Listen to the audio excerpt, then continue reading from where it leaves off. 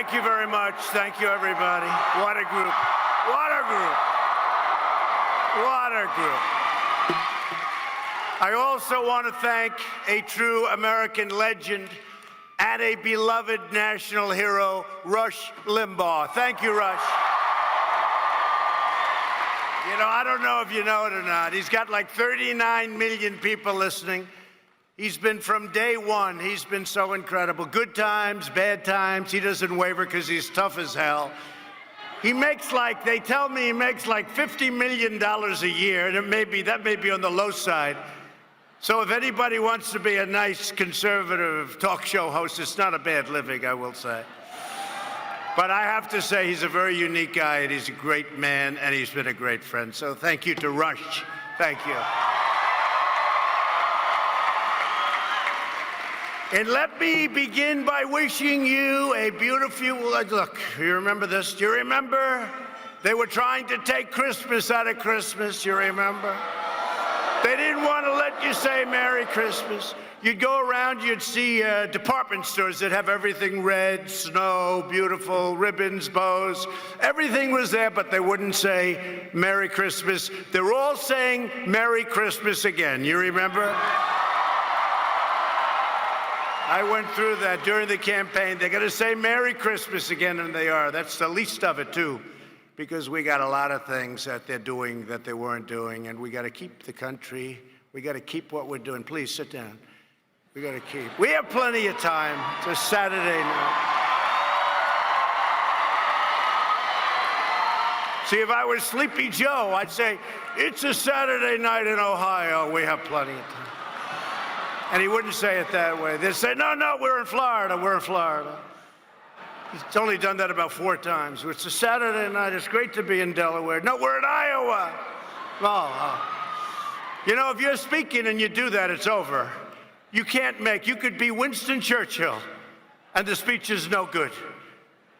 Once you do that, it's over, and he does it a lot. There's something going on up there. And there's something going on with the rest of them. They want to take away everything. They want to destroy what we've built. But I'm thrilled to be here tonight with thousands of proud, patriotic young Americans at Turning Point USA Student Action Summit. Incredible, the job that Charlie's done. You're the fearless young leaders and warriors who stare down the hatred of the radical left and bravely fight for our liberty, our values, and our God-given freedom. Each of you is a fighter on the front lines of defending our way of life, and I'm profoundly grateful to all of you. The whole country is. And by the way, your crowds are getting bigger and bigger and bigger.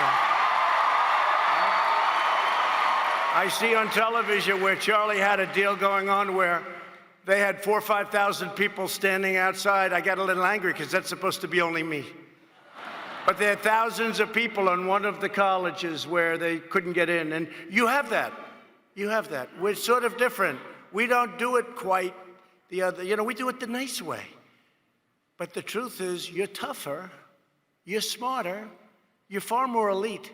Don't you love it when they say the elite? They're referring to the others, the elite. No, you're the elite. The elite. But I want to congratulate my friend Charlie Kirk for mobilizing students on more than 1,500 high school and college campuses all across the country. Amazing.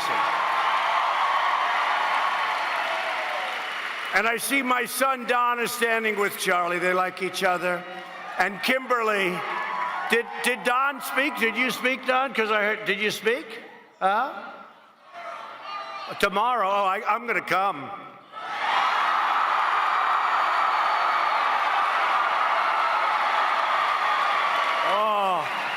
I want to put pressure on them. You got to see how they handle it. I'll sit there and I'll say, come on, let's go. Let's go. Now, people love him. They love him. They love him. He's a good young guy. I'm a little prejudiced. He's my son. But he's a good guy, and he loves this country a lot, and he loves you. So thank you very much. Thank you, Kimberly. Great job, Kimberly. The radical left doesn't stand a chance against young conservatives who put America first. We're putting America first. You know, America was not considered, these people, what they were doing to our country was just unbelievable. We're putting America first. And you know what? Other leaders should put their country first. Why not? What are you going to do? Put it second? Put it ninth? They should. I tell them, because it sounds very insulting when you say, we put America first. I say, you know what? You should put your country first, too. But if we put America first and they put their country first, we win every single time. And we're joined by a man that I've gotten to know and respect, and he's this is a very capable person who's really developed a voice that you rarely develop as such a young person and so new to this whole crazy political game. But I'm new too, Dan Crenshaw. I'm new too. Where's Dan Crenshaw? Where is he? Where is Dan? You are great. Thank you, Dan. Thank you, Dan. What a voice he's developed. What a voice. Thank you, Dan. He did it quickly. Some guys are in Congress, they're there 40 years, they don't have your voice. Thank you. And I don't mean the voice speaking, I mean people listening to what you say. Thank you very much. Great job. And by the way, I have to say, while Dan is here, what kind of great support did we have from those incredible congressmen and women this week? They got up and they spoke, and they were fantastic. And I guess the vote was like 196 or something to nothing. We had 3 Democrats coming to our side, so we have to say it was a bipartisan vote. You call that bipartisan? Hey, no Republican went to their side. We had like 195, Dan, to nothing, right? Something like that. 195 to nothing. You don't see that. You don't see that. What a great group of people. Come here, Dan. What do you have? Am I supposed to get it?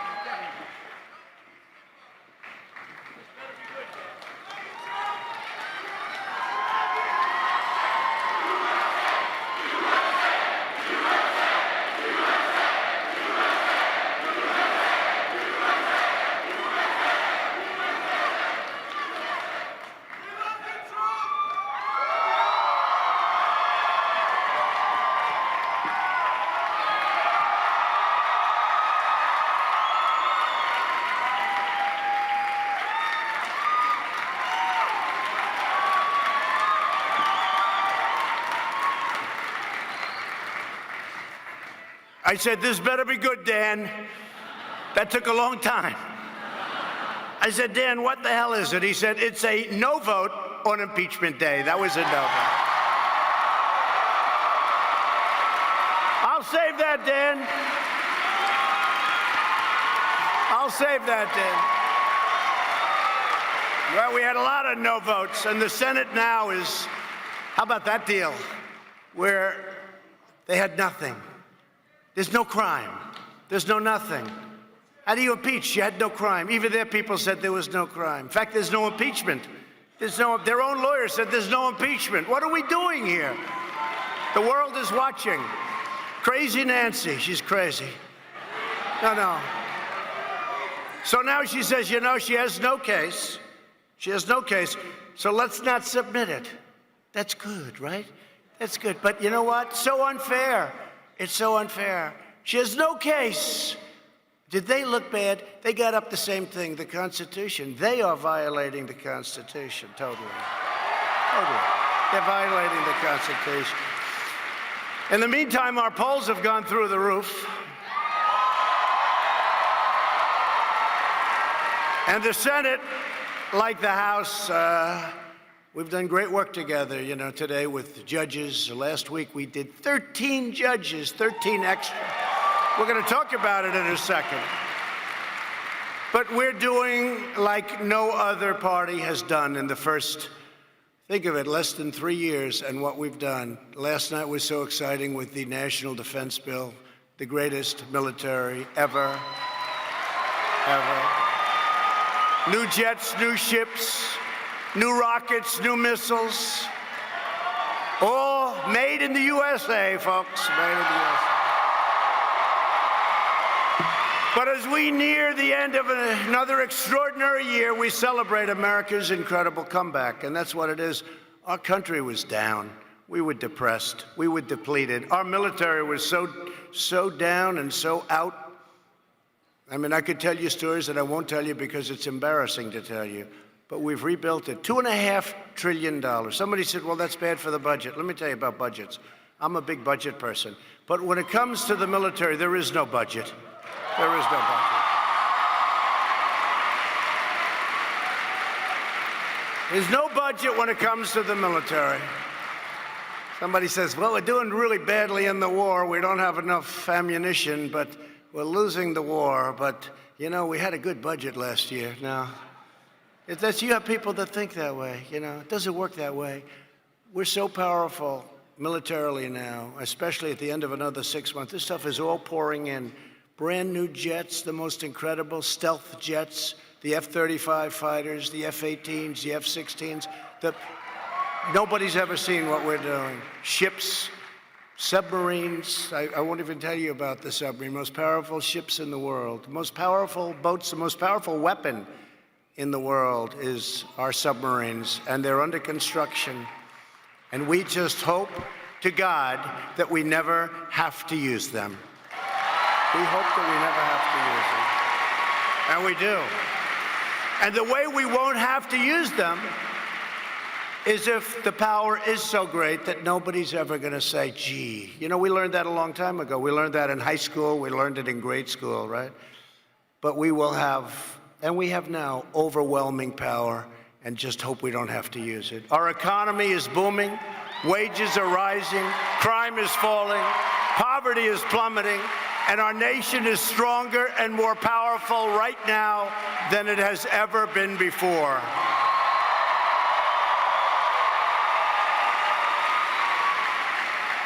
And we've achieved more in this month alone than almost any president has achieved in 8 years in office, if you think about it, if you think what we've done. We reached an agreement to replace one of the worst trade deals in the history of the world, NAFTA.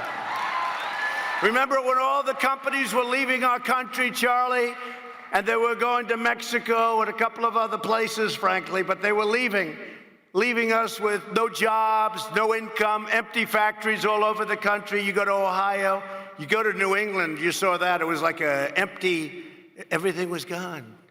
NAFTA. Remember a certain man said it was that sucking feeling. You know what you remember who said that? It was that, right, he's a student. It was Ross Perot. He said, it's got that sucking feeling. All of our jobs, all of our companies were being sucked out of our country. We're replacing NAFTA and the NAFTA disaster with the brand new USMCA, which is an incredible deal. Except the globalists. You know, you have some globalists that don't like it. You know why? Because they think it's okay when a company closes its doors and opens up in Mexico or another country. They think it's okay. As long as there's a company someplace, I say, no. I want the companies to build our products here. Okay, we don't need those deals. I mean, these are people that they're called globalists. Anybody a globalist here? I don't know, you know. We tried that. Not too many globalists, I don't think, in this room. I think, frankly, once they understand what's happening, there aren't too many globalists, period. But the only ones that would be opposed, and I think NAFTA passed by a number that was incredible. There were only 41 votes against it. And people, for a trade deal, that's almost impossible. We got labor support. We got support, and the farmers are going to do so well. And what it does, and I asked for one thing. I said, look, I want to make it very prohibitively expensive for a company to leave our country, go to another country. Let me be nice. Go to another country. You know, 32% of our car industry has gone to Mexico over the last 20 years. Can you imagine? 32%. And it was heading there. They're going to have all of it. And that's about the end, folks. That's about the end. So we're saving the American auto industry, creating, and very importantly, creating countless number of American jobs and opening vast new opportunities for America's farmers, growers, and manufacturers. For years, politicians came and went promising to replace NAFTA. Remember that? All the time. It's probably why I'm here. Probably. I was honored about 10 years ago, long before I thought of coming down that beautiful escalator with our great future First Lady. But NAFTA's probably, I just used to say, I was honored in Michigan. I just left Michigan.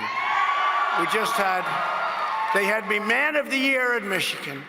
And I made a speech, and a lot of people were shaken up. I said, why are you allowing this to happen? Mexico is taking all of your car companies, and so is Canada. Canada sells us tremendous numbers of cars that they didn't used to sell. Why are you letting this happen? And it was a rough speech, but the truth is, that was the way I felt. And I've never changed. I've never changed. And the new USMCA stops there. But the politicians, they talked about it, but they never did anything about it, absolutely nothing. And they just kept selling America out. But where other administrations failed, we delivered. So I guess we had, Don, 385 or something like that to 41, something like that. Oh, there's Laura Ingraham. How good is Laura? Come here, Laura.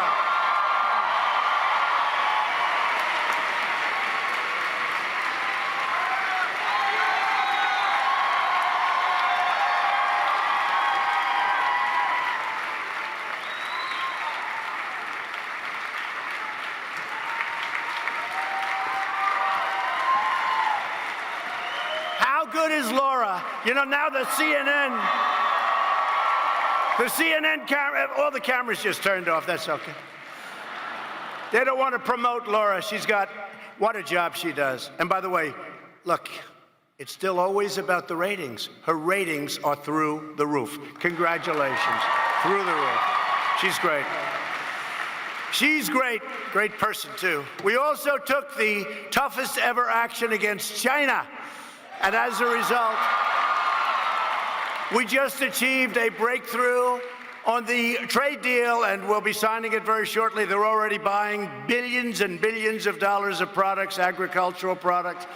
I spoke to President Xi yesterday, and you know, he's also coming down and clamping down, Laura, on fentanyl. I said, you got to do that. Fentanyl coming out of China.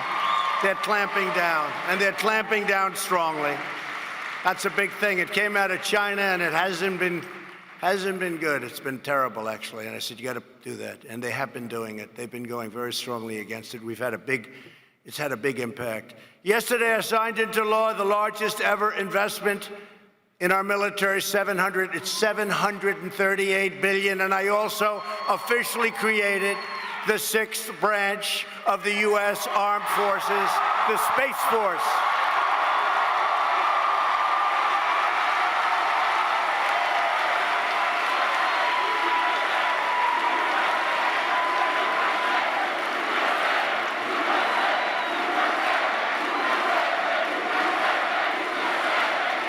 And I'll tell you, I'd go, and a lot of times I'll say something, and you're like a poll, you're like a free poll for me, okay? It's true. I'd ask questions like, what do you like better for this campaign? MAGA, Make America Great Again, which we always like, we never. Or Keep America Great. And it's very surprising. So normally most candidates, like, the people that don't know too much, they'll go and they'd hire a pollster. The pollster goes to about 92 people. Then they wonder why the polls are wrong. How come the polls were wrong? In my case, they do a poll and then they add 10 or 12% now to it. They've learned that. It took them a little while to figure that one out. But you know what? I do it. And I say, look, I have this room full of incredible people. I say, what do you like better? Now, I'm a little superstitious. I'll never give up Make America Great Again. I can't do that, Dan. Right? I can't do it, Dan. So I'm never going to do that. So we'll have it. But I was thinking, we have the highest stock market in the history of our country, by far. 135 times since I'm president, which is less than 3 years, substantially. It's January 20th. That's a long way away. meaning not too long. But think of it, 135 times we broke a record. We had a stock market record. And that, to me, is not a stock market record. It's a record for 401ks. It's a record of people owning stock. It's a record of jobs, jobs, jobs. So we have this great country. Our military is rebuilt. We've never done better than we're doing right now, and our country is respected again. And I said, well, wait a minute. If I say make America great again, that's like we're continuing. We just set the record in the history of our country. Hey, excuse me, African-American Terrence, African-American, they all know him. African-American unemployment is at the lowest level it's ever been. Hispanic-American, right? Right? Hispanic-American unemployment, lowest level ever. Asian-American, lowest level ever. By the way, women.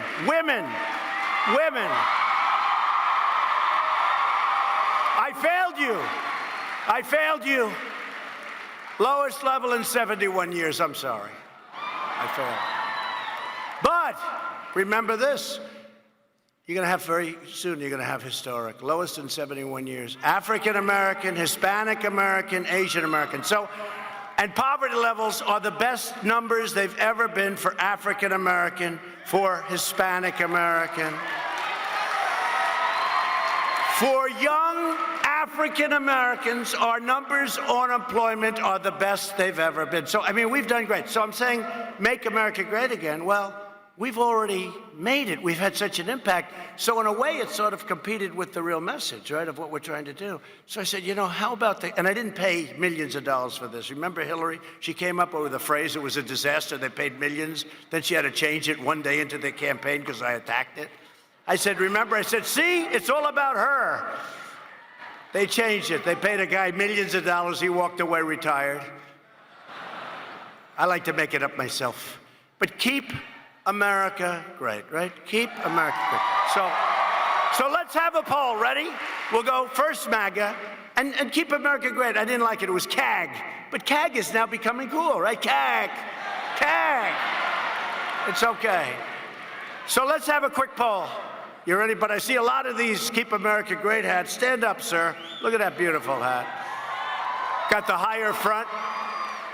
Gives you an extra couple of inches. That's not too bad, right? Got that high front. Got big letters. But keep America great, make America. Okay, ready? Who wants to keep Make America Great Again? See? Who wants to have Keep America Great?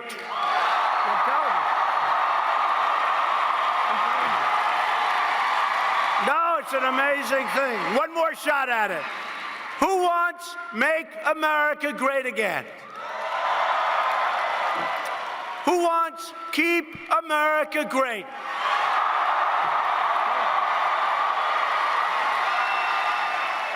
Okay. So I've done that like 10 times with audiences and smart audiences. This is my poll. Thank you. You just saved me $1 million. But I've done that like 10 times with big audiences, right? And every single time it's Keep America Great. Now, at the same time, none of us want to lose MAGA. So Kimberly, Don, Charlie, all of you people, let's do both, okay? Let's do both. Because if you're superstitious, because look, let's face it, when we came in and when we started that campaign like 4 years, even more than 4 years ago, Make America Great, that was probably the greatest phrase in the history of politics, really, right? So I'm a loyalist. I don't take things and just throw it to the side. But the truth is our country is doing better than ever before. We're so respected again. Leaders come in from other countries, prime ministers, presidents, kings, queens, dictators in some cases. They just don't know they're dictators. Or our people don't either. But they come in and they say, congratulations, what you've done is amazing. They're talking about all of us. And you know what? It is. But we'll keep both. We're going to probably be focusing a little bit more on Keep America Great. But we're going to keep both. This week, we confirmed 13 more highly qualified, brilliant federal judges to interpret the laws written, bringing the total to 187 federal judges right now, 187, right? Including two great Supreme Court justices, Neil Gorsuch and Brett Kavanaugh.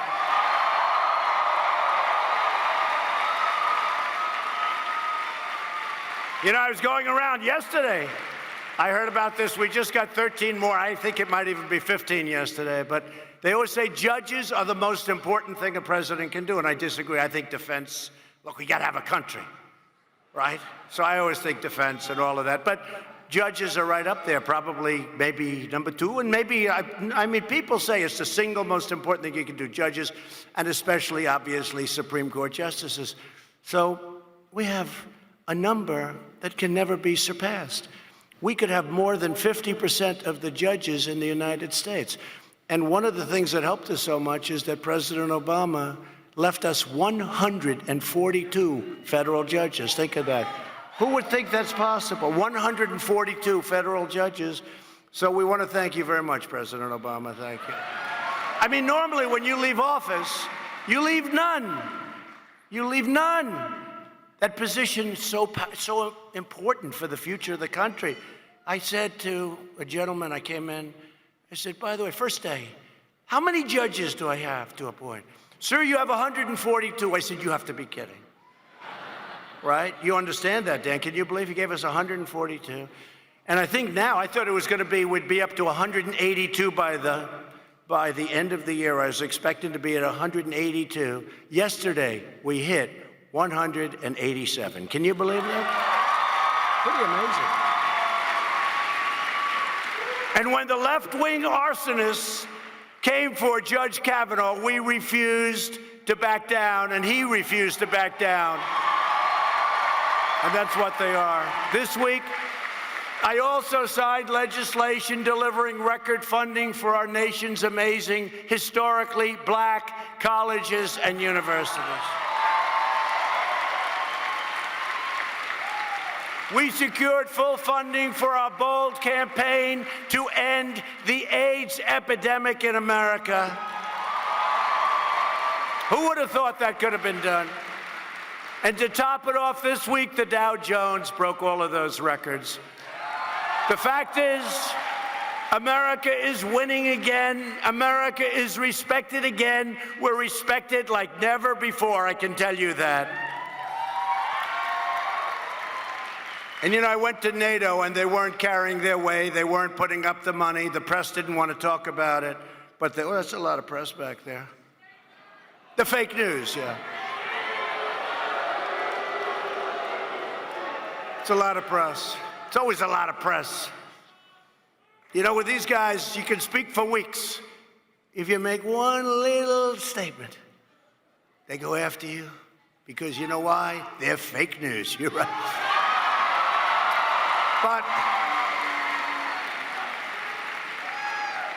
But we are together, all of us, and you are such an important part of it. And a number of you will probably be here someday standing in the same position. I mean, we're a great group of people are going to come, but we're saving the republic.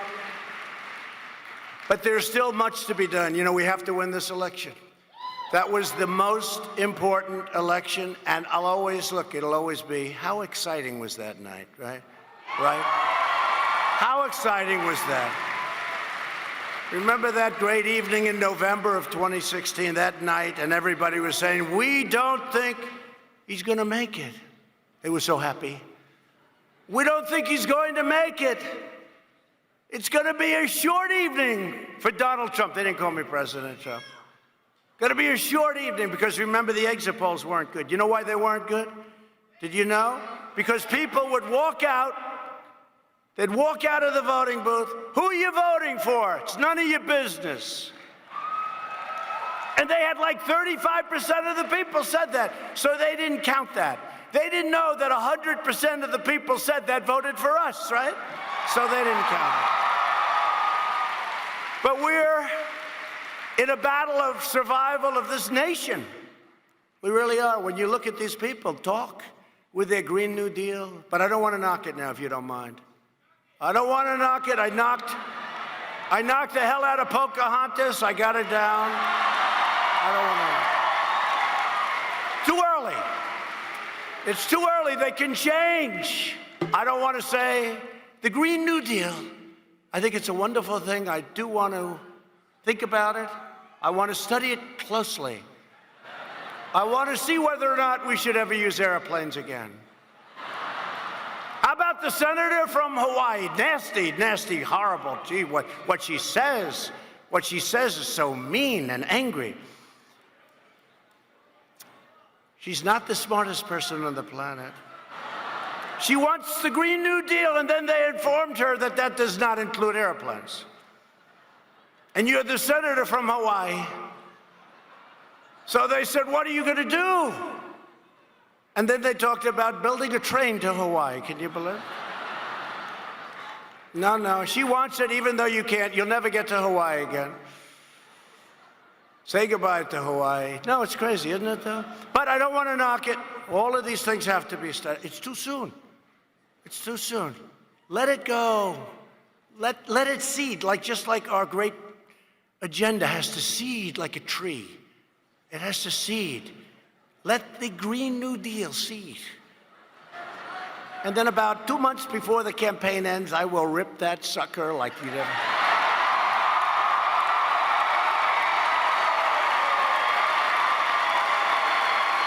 Now let it seed, the Green New Deal.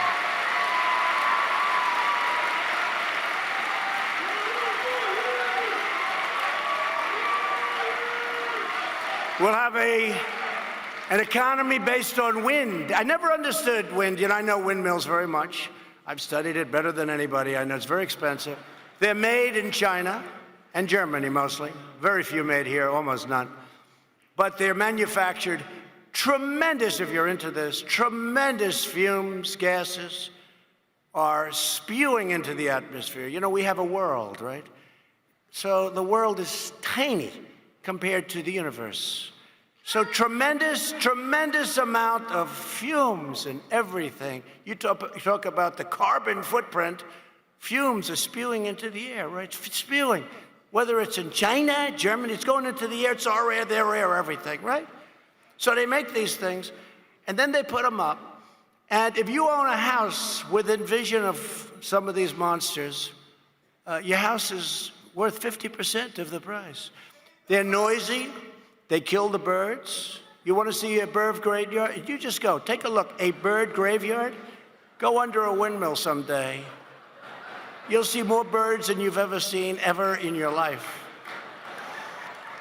In California, they were killing the bald eagle. If you shoot a bald eagle, they want to put you in jail for 10 years.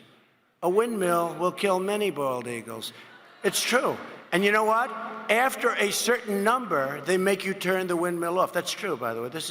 They make you turn it off after you. And yet, if you killed one, they put you in jail. That's okay. But why is it okay for these windmills to destroy the bird population? And that's what they're doing. Okay. This is a conservative group, Dan. No, but it's true. Am I right?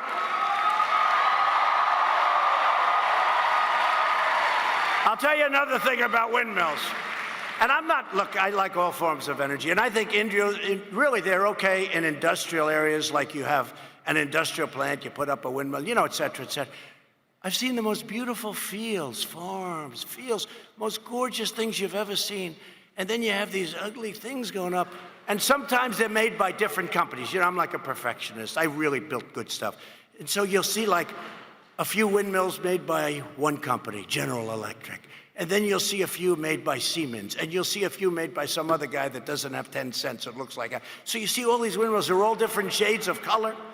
They're sort of white, but one's like an orange white. It's my favorite color, orange.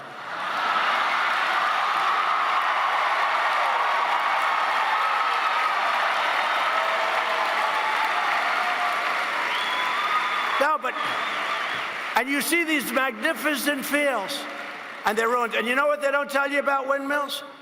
After 10 years, they look like hell. They start to get tired, old. You got to replace them. A lot of times people don't replace them. They need massive subsidy from the government in order to make it. It's really a terrible thing. And what they want to do is they want to get rid of all petroleum product. That means you basically won't have any factories in the United States. So tell me, though, how are you going to win Texas when you say, we're going to get rid of all petroleum, right? If you win, how about this guy, Beto? Beto, he was a beauty. Beto came out, he's from Texas. He came out against religion, he came out against guns, and he came out against energy, oil, right? So he's against oil, guns, and the Bible. Abraham Lincoln can't win with that platform in Texas, I can tell you right. No, we're doing it right. We're doing it right. And you know, our numbers environmentally right now are better than they've ever been before, just so you know. Because I'm an environmentalist, I am. I want the cleanest water on the planet. I want the cleanest air anywhere. Crystal clean water. I want perfectly clean air. And we have the best numbers right now that we've ever had, meaning in the last 40 years.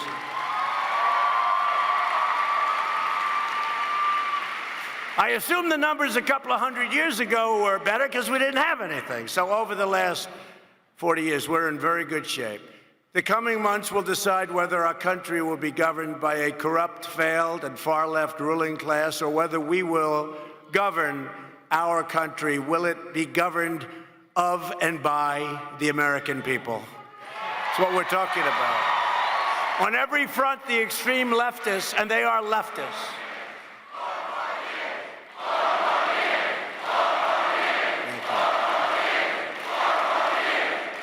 thank you. Now, if you want to drive them crazy, go 16 more years. 16 more years. You know, you heard me say, though, there's this whack job on television, and he's sitting down interviewing a guest, and he's a crazed lunatic. These people, we have driven them crazy. You know, at first I didn't really like the term Trump derangement syndrome. I didn't.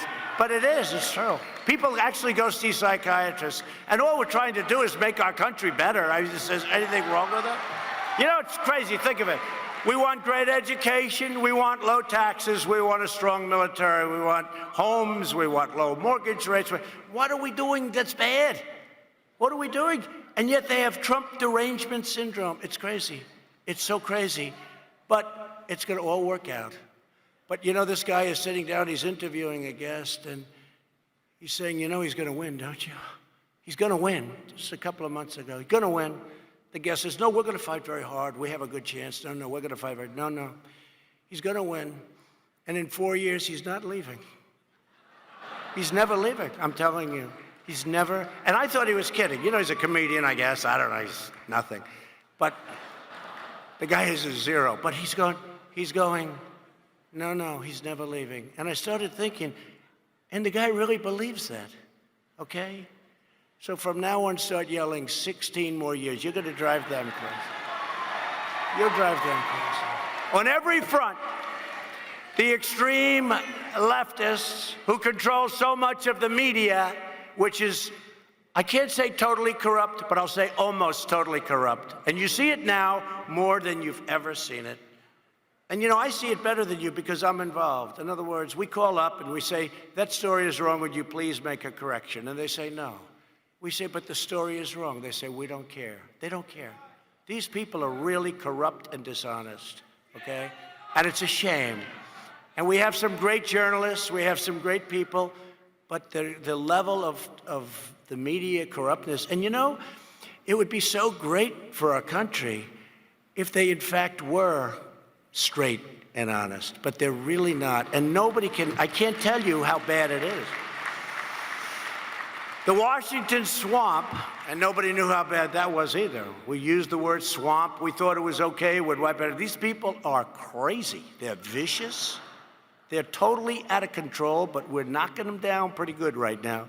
They're waging war on the values and principles that have always defined America. They're trying to silence, censor, and punish anyone who dissents from their oppressive ideology. You know that. They want to hound conservatives. You see what they do. You see what they do. The reporter who was beat up, but so many others. But they only go after people that aren't fighters. They only go after the non-fighters. I could tell you some stories. They don't go after the tough ones. We have the toughest people. But our toughest people don't need to do that, and hopefully they never will. Hopefully they never will. But we have incredible people.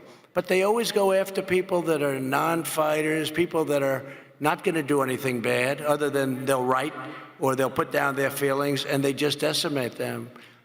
And they have to be careful, because you can't do that. You can't do that. They want to. Where is Hunter, by the way? Where is he? Where's Hunter? Here's a guy who made no money. Then all of a sudden he's making a fortune.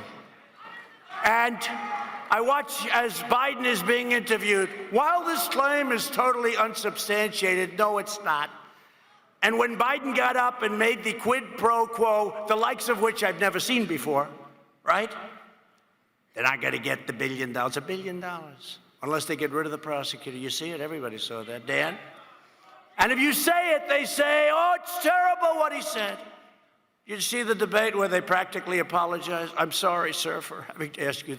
Because while it's totally unsubstantiated, and then they talk about his son, here's a guy made no money, had no energy experience, no nothing. And he's making millions. But, you know, forget about Ukraine. How about when he went to China, okay? And he walks away with $1.5 billion to manage. And I went to the biggest guys on Wall Street, the smartest, the biggest guys you all know of. I said, let me ask you a question. Is that possible? No, we can't do it. And these are the smartest guys, most respected. They have, you know, many trillions, billions of dollars of funds that they manage. No, it's not possible. Not with China. They don't do that. He gets $1.5 billion. And then if you say, oh, by the way, that's not all. Other countries are now coming out.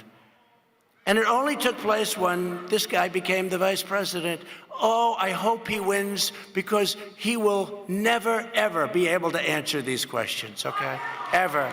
The fake news can do whatever they want to do. He will never, ever be able to answer why a guy who is making absolutely no money is making millions and millions of dollars a year on companies that there are those that they say they were corrupt, but they want to blame all of us. And I'll tell you what we've done is we've kept our country solid and grounded. That's what we're doing.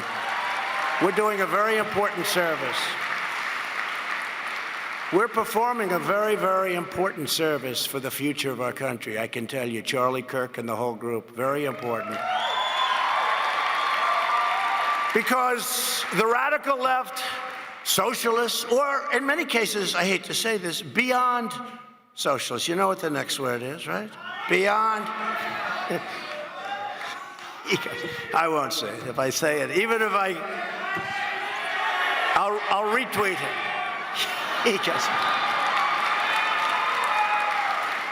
I won't say it. There's too many cameras. You know, I said to Charlie last time I spoke, I said, let's not have any press so we can have, but you know what? There's always press. There's always press. There's even people here with a cell phone. You think you're doing us favors, and you're not doing us any favor. But there's always press. But no, I won't say that comment. I can imagine what most of you are thinking. But anyway, he's going, come on, please.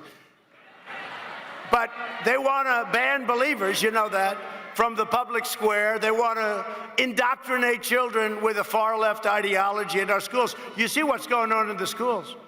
Kids come home and they tell their parents, what the hell is happening here? No, it really is true. It's a problem, and it's a problem that has to be taken care of.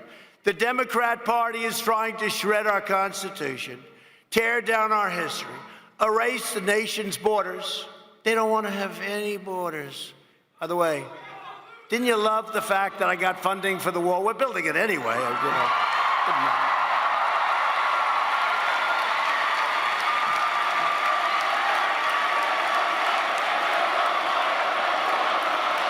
Building it anyway.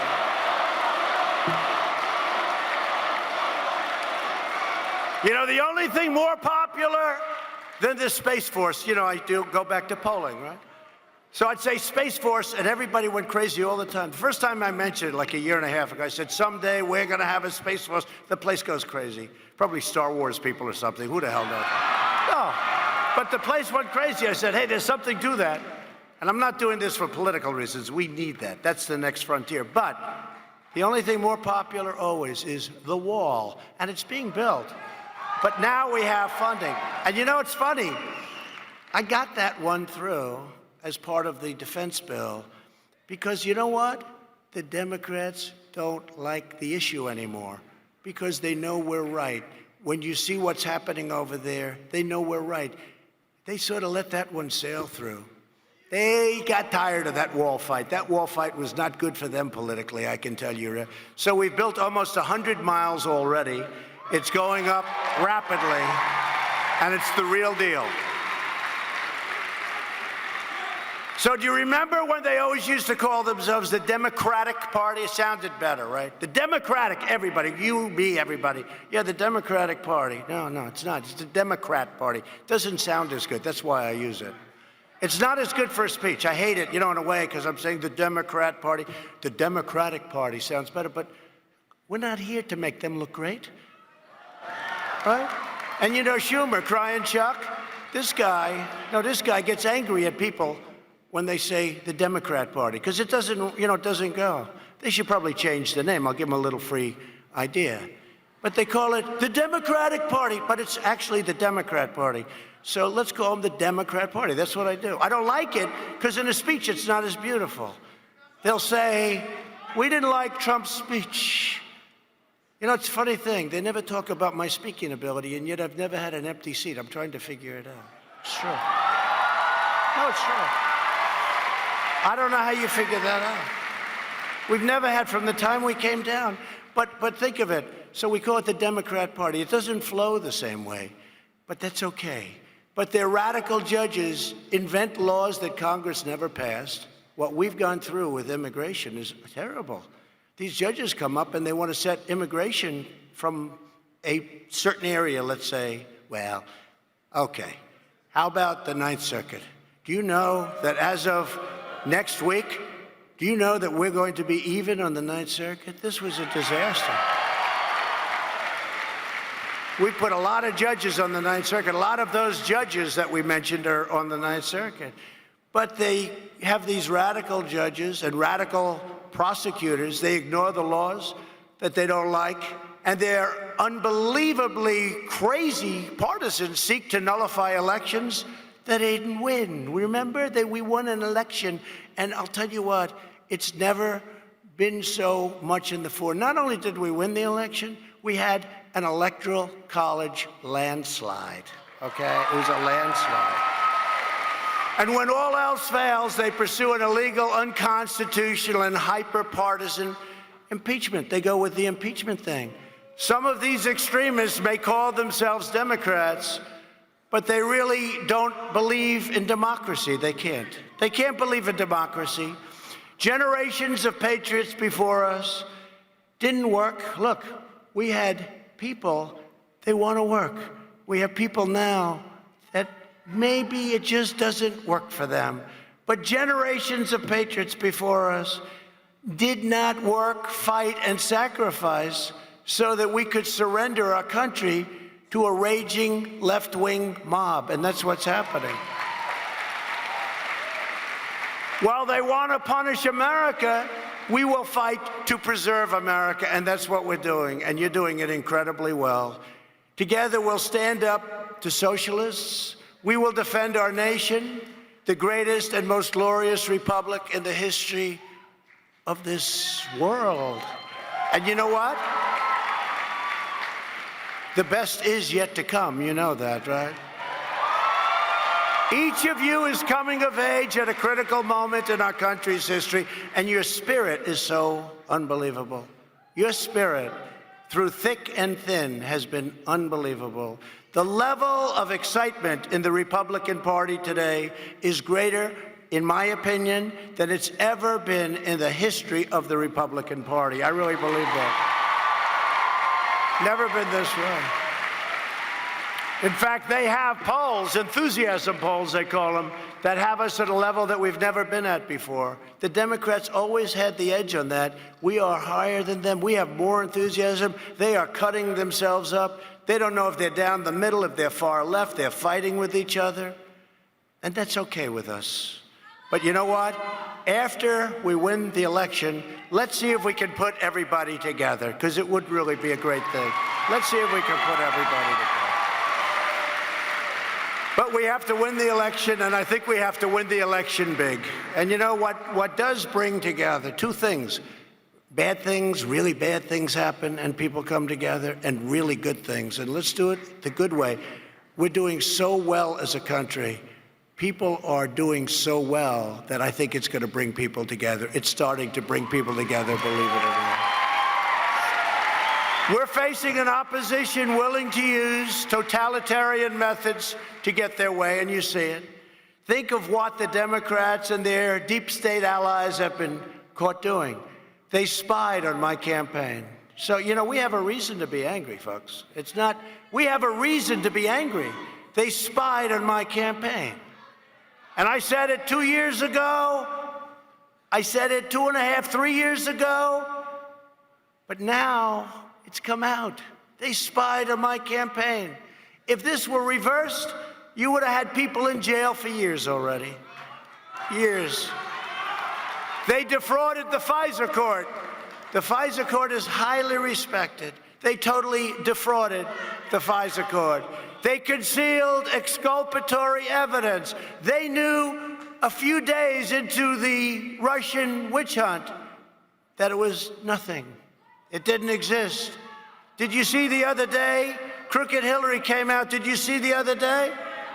She said that Jill Stein from the Greenie Party, she said Jill Stein was a Russian agent.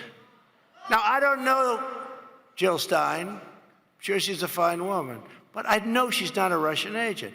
Then she said, Tulsi Gabbard is a weapon of Russia. And they lost all credibility, because we know that Tulsi Gabbard, and I give her respect, she didn't vote the other day. I give her a lot of respect. Because she knew it was wrong. She took a pass. But I don't know her, but I know one thing. She is not an agent of Russia.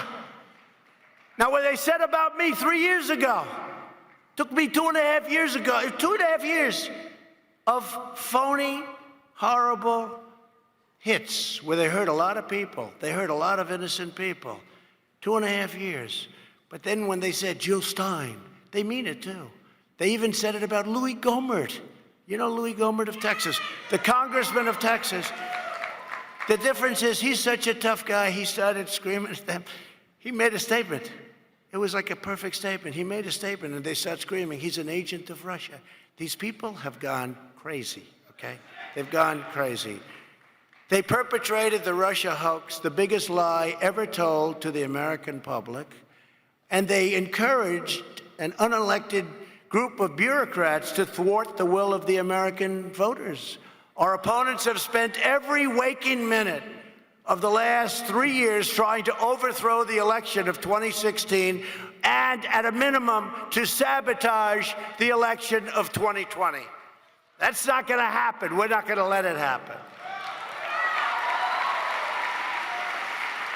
And if it did happen, and if they were successful, they will destroy this country. Remember that. They will destroy this country.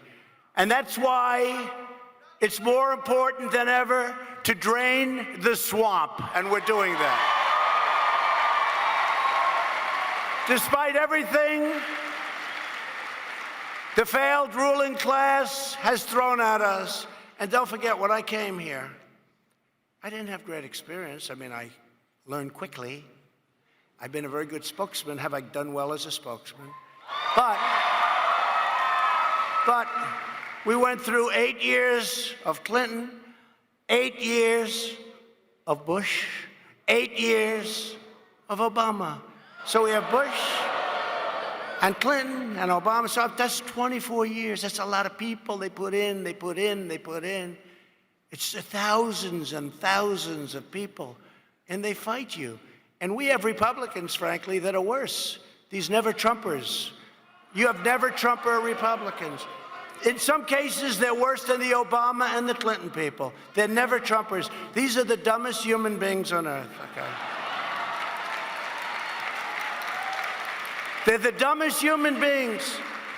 We give them the judges, we give them the great military, we give them low taxes. We had the greatest tax cut in the history of our country. We give them all of these things, right?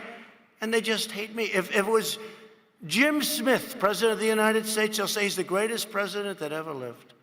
But with me, they can't get over it. But there, fortunately, aren't too many of them left. But they are sick people. There's no question about it. But despite crooked leadership at the top of the FBI, they were crooked, they were dirty cops at the top. FBI, great people. But at the top of the FBI, you had dirty cops, deep state sabotage, 18 angry Democrat prosecutors. These were all put in there to destroy us. Think of what we did. You heard Rush. Think of what we did. Think of what where we've come. How vicious it was. They had 13 angry Democrats that were smart, vicious, evil, and it built up to 18. They had 49 FBI agents, thousands of subpoenas, hundreds of people, and they found nothing. There's nobody in this room that could have gone through that and found nothing. I really mean that, too. It's incredible. They found nothing. How clean am I? Now, think of that. But endless congressional investigations. But think of it. Hundreds of people interviewing everybody and they found nothing. The Mueller report came out. It was a total dud after 2.5 years.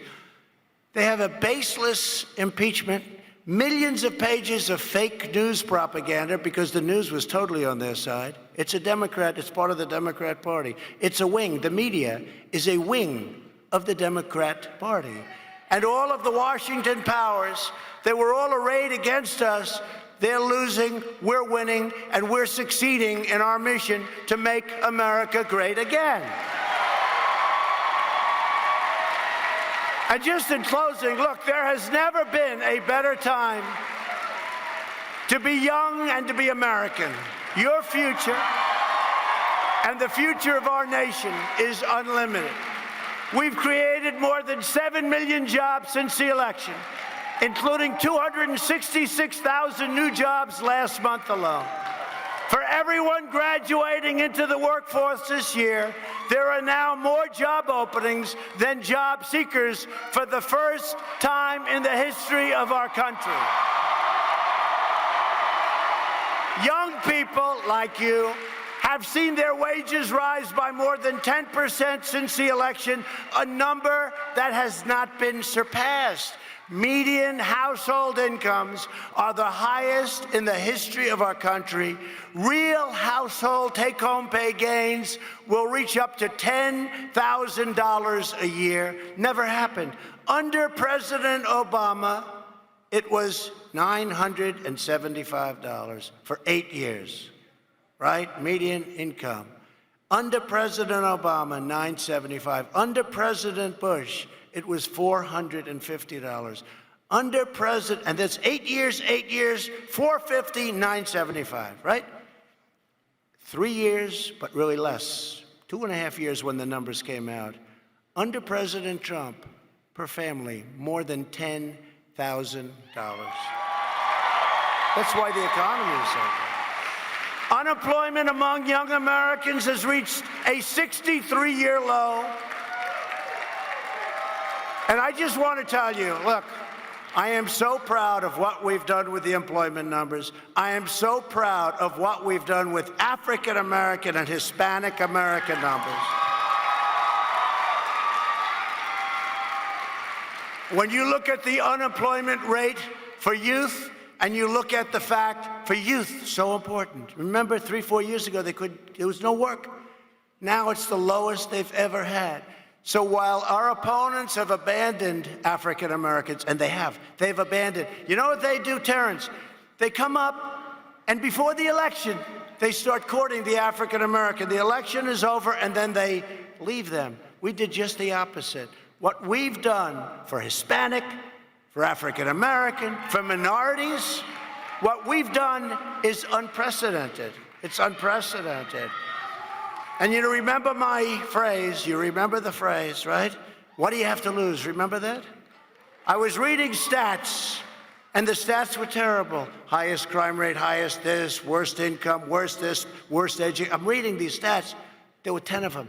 And I looked at the audience. It was largely African American. I say, vote for me. What the hell do you have to lose? Remember? Right? And some of my people didn't like it, but I said I have to say it because it's true. And they did vote for me, and we won the race, and now we're setting records. And I'm so proud of those records that we're setting with African American at every category and with Hispanic American and Asian American. Every day we're welcoming more and more people to our movement from every background. Traditional Democrats, independent, union members, you see the way we're growing, and we're growing untraditionally. We're taking in workers now. We're taking in people that had great jobs and didn't have them any longer because the fools that ran our country were letting these companies leave, and they were leaving, and everybody was out of work. But we're not doing that anymore. So we've changed the system, and the Republican Party is growing like nobody's ever seen before, and you're going to see that. And remember, we did well in the 2018 election. I wasn't able to go out, other than Andy Barr and a couple of people, I wasn't able to go out and work for the House members because I had to win the Senate. And we picked up 2 seats, and nobody talks. We picked up 2 Senate seats. We got up to 53, and nobody ever talks about that. And it's the Senate that has to confirm the judges. But the other thing is, a lot of the voters said, but he's not on the ballot. Trump isn't on the ballot. We're not going to vote. I wish they would, but they didn't. That's what they say. They said he's not on the ballot, but I'm on the ballot this time. And I think we're going to have numbers that are going to be record-setting numbers. We're going to have record-setting numbers. We passed massive tax cuts to bring back jobs and factories home from other countries. We've cut a record number of job-killing regulation. We ended the war on American energy, and the United States is now the #1 producer of oil and natural gas anywhere in the world by far.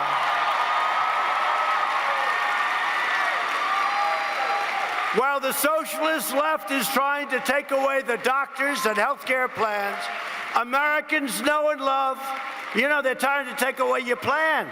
Medicare for all. Do you know how bad that is? I'm fighting to let you keep your doctor, keep your plan at lower cost. You look at what's happening, how we're doing it. We want all Americans to have great health care at a price that they can afford. And for the first time in half a century, we've lowered the price of prescription drugs. First time, 50 years.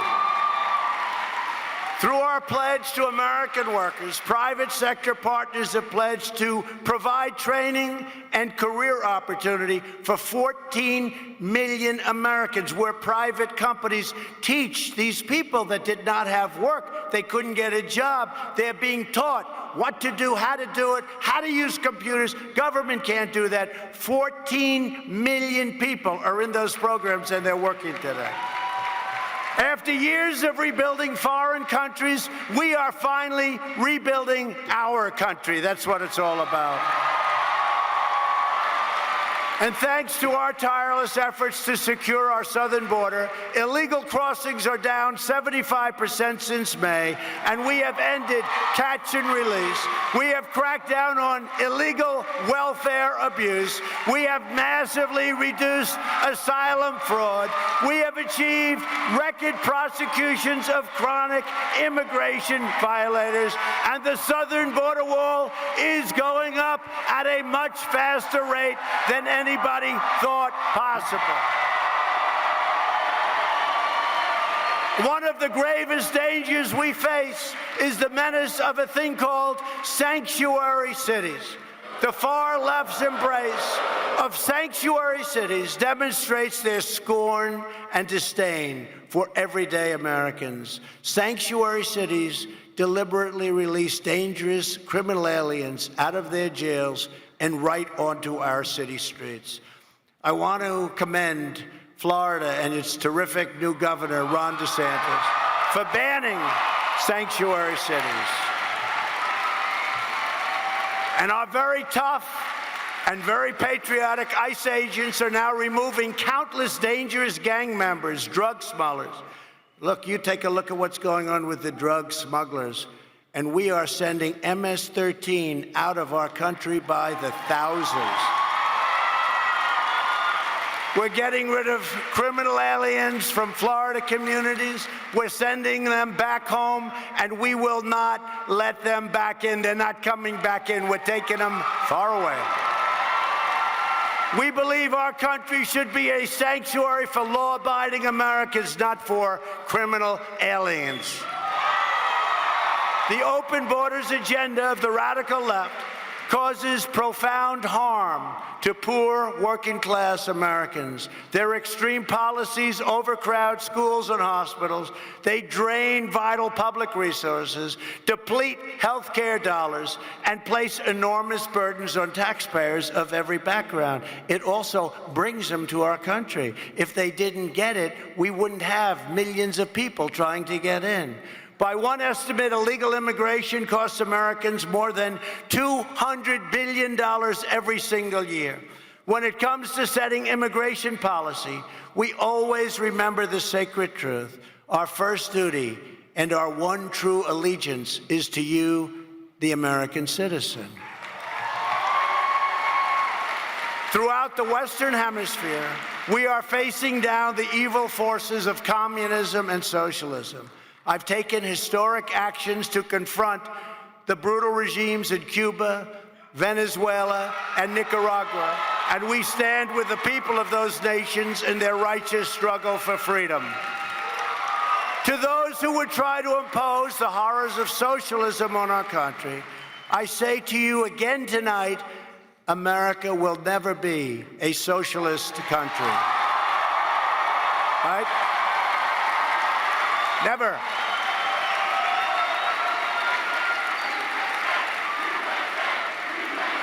We will always defend our beloved Constitution in the face of belligerent left trying to crush organized religion. We are standing strong for religious liberty.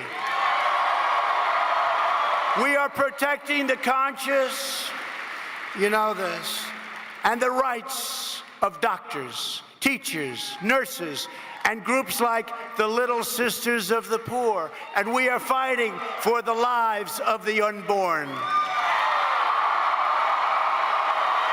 We are also firmly protecting the Second Amendment and your right to keep and bear arms. And it is under siege. It is under siege, but we are protecting. Don't worry. In addition, we're safeguarding your First Amendment right to free speech, including online and on campus, and Charlie Kirk knows that very well. I've issued a historic executive order stating that any college that refuses to let you, meaning you, but anybody, speak, stands to lose billions and billions of taxpayer dollars. We give them all of this money, and then they don't let you speak. Well, we just ended that. I also took, we call it bold action, but let's just call it action, this month to confront anti-Semitism on the college campus. Our message to these universities is simple. If you want to accept federal funding, you must reject anti-Semitic hate and hate of all kinds. Few Americans know more about oppressive tactics of the radical left than conservatives on college campuses with what you've been through, especially the intrepid young men and women of Turning Point USA. With us today is Laura Schock, a student at North Carolina State University who was violently attacked by Antifa thugs while promoting a Turning Point event on campus. Where is she? Is she around here someplace? Where are you?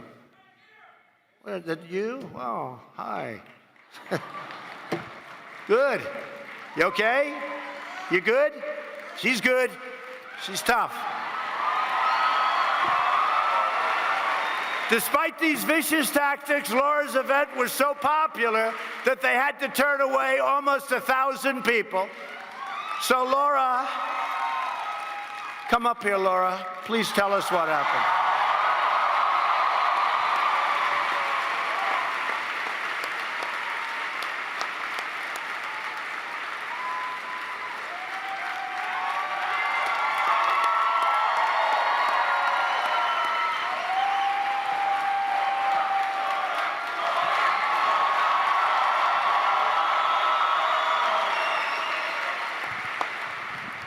Thank you, President Trump.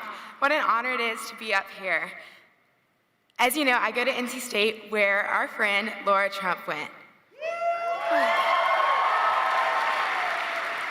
Members of Antifa and other socialist groups violently attacked Jack Bishop, Congressman Bishop's son, as well as pulled people's hair, even my hair, and mocked people for their medical conditions. But at the end of the day, we have a responsibility. Us Turning Point USA members have a duty to stand up for what is right and continue to fight for freedom.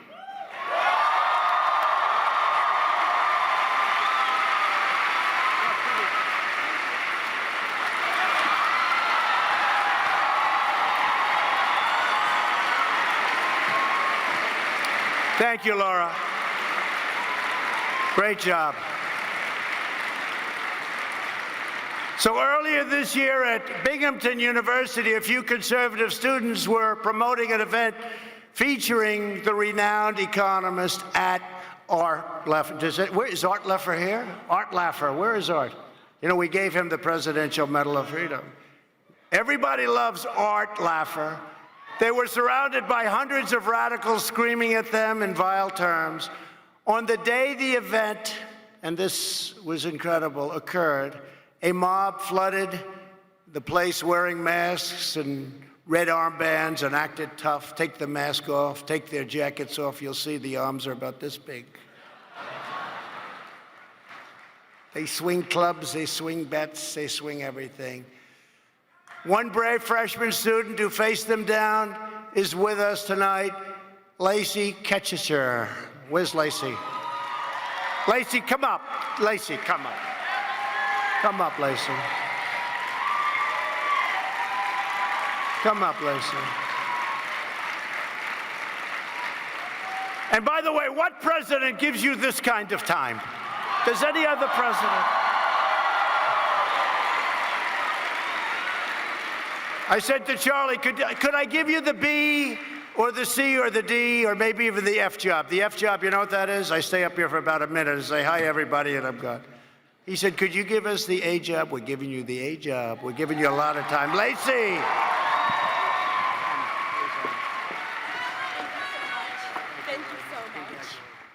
Thank you so much, Mr. President. So what a lot of these protesters, these leftist tyrants ultimately, what they didn't know about me is I do jujitsu. So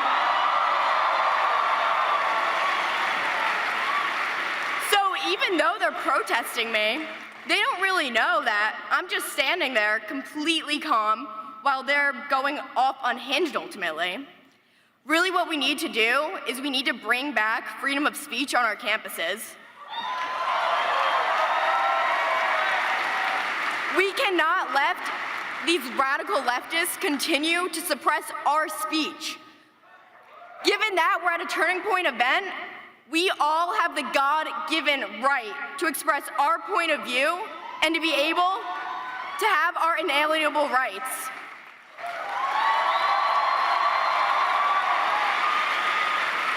We cannot let our individual freedoms in terms of liberty be unhinged by these leftist liberals who are going to try and shut us down. We need to fight back together. We need to come together. We are America. We're conservatives. We need to join as one and fight back against this nation of liberals. We're trying to suppress people like me and you. God bless you guys, and thank you so much, Mr. Trump. Thank you.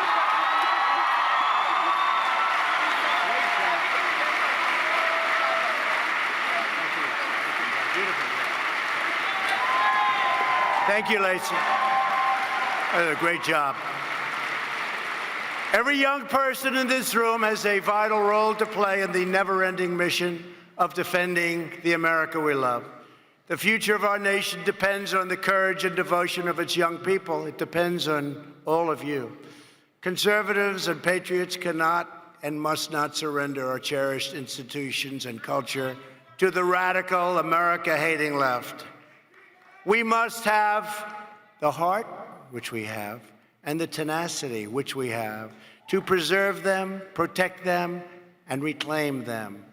Our nation badly needs more young people like those here tonight to study up, work hard, and then go into government, go into journalism, go into media, go into teaching, and yes, go into academia, and retake these institutions, rebuild our culture, and take back our country. In everything you do, wherever life takes you, each of you must be a proud voice of our great nation. You must be a powerful fighter for liberty. You must be a confident champion of justice. And you must never lose faith in our values, our nation, our destiny, and in our grace and the glory of Almighty God. With your help, we are making our nation safer and stronger and wealthier and prouder and greater than ever before. And as I look around in this big, beautiful, very full room of brilliant young people, a couple of older ones that I know, but we won't even talk about them.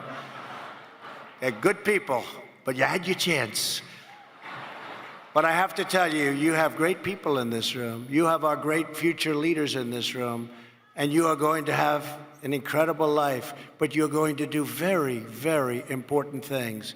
And there can be nothing more important than protecting our great country. Thank you very much. It's been an honor. Thank you. Thank you. Thank you, Charlie.